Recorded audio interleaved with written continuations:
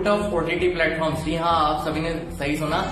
चाहे film shows download करना हो, चाहे बुक्स और रिसर्च पेपर इलीगल तरीके से डाउनलोड करना हो, दोनों में ही पायरेसी कहा जाता है। और बिना पे करे उसे यूज करना हो, उसे लीचर कहा जाता है। और चोरी चाहे फिजिकल सामान की हो, चाहे डिजिटल प्रॉपर्टी की हो, चोरी तो चोरी होती है। चाहे सिनेमा हॉल में जाकर फोन के कैमरे से रिकॉर्ड करना हो, चाहे पीछे से ऑनलाइन प्लेटफॉर्म से कोई फिल्म या शो डाउनलोड करना हो, चोरी करना दोनों में ही अपराध है। पकड़े जाने का डर नहीं होता कुछ लोगों को कि कौन है जो हमें पकड़ेगा। आज तक पैदा नहीं हुआ, आज तक हम पकड़े नहीं गए, तो अब क्यों पकड़े जाएंगे।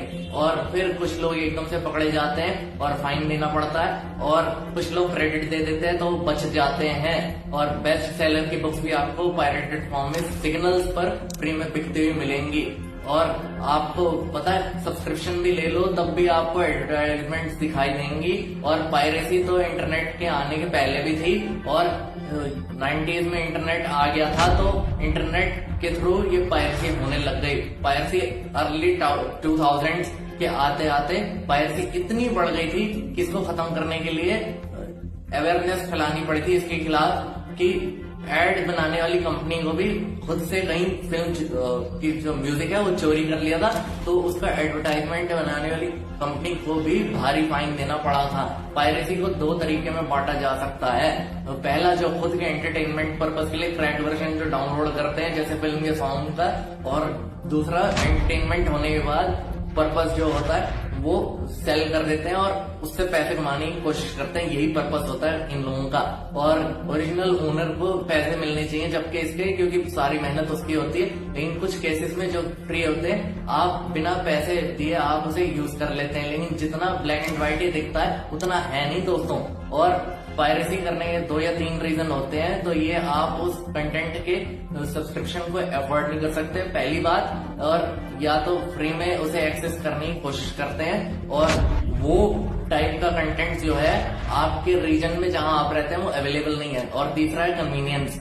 इसकी बात हम आगे जाकर वीडियो में करते हैं। पहले 2 या 3 प्लेटफॉर्म पर हुआ करते थे ये, और अब क्या है, इतने सारे प्लेटफॉर्म आ गए हैं कि आप सोचते हो किस किस का हम सब्सक्रिप्शन लें। और फ्री म्यूजिक प्लान भी 300 रुपए में आता है, तो आपका सब्सक्रिप्शन भी ले लो तो काम चल जाएगा। लेकिन नहीं, ऐसा नहीं होता।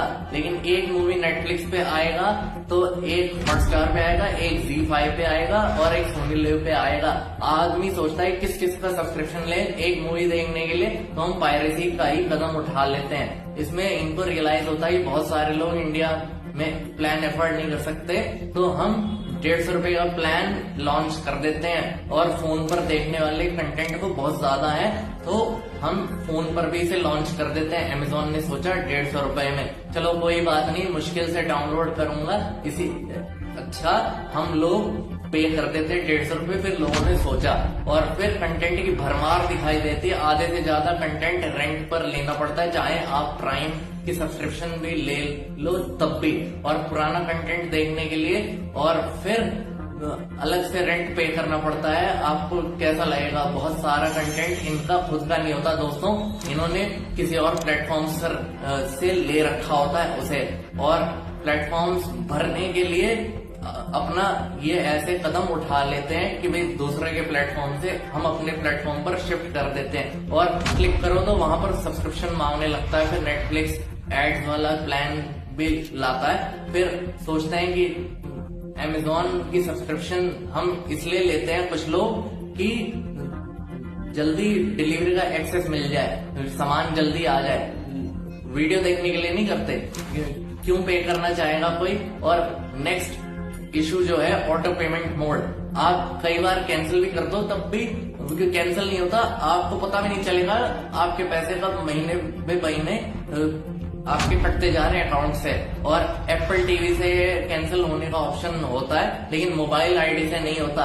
और कैंसिल करने का इतना टिपिकल प्रोसेस है, मुश्किल जानबूझ के बना देते हैं जिससे कि लोग कैंसिलेशन करने से पहले 10 बार सोचें। और लोग चोरी से मूवी डाउनलोड करते थे, लेकिन जब नेटफ्लिक्स इंडिया में आया तो लोगों ने पे करके शोज देखना शुरू कर दिया। बहुत सारे केसेस मैंने ऐसे देखे हैं, शुरू कर दिया। और नॉलेज की चीज भी, जैसे रिसर्च पेपर हो गया और तरह तरह की चीजें हो गई, बुक्स वगैरह हो गई, तो उसे भी आगे जाकर सेल कर देते। आपको पता है कि डेटा जो है आपका, ये कंपनी जब आप लॉग इन करते हैं तो इसे सेल भी कर देती हैं कई बार। आपको वीडियो पसंद आया तो वीडियो को लाइक कीजिए, शेयर कीजिए, सब्सक्राइब कीजिए। मिलते हैं अगली वीडियो में। धन्यवाद।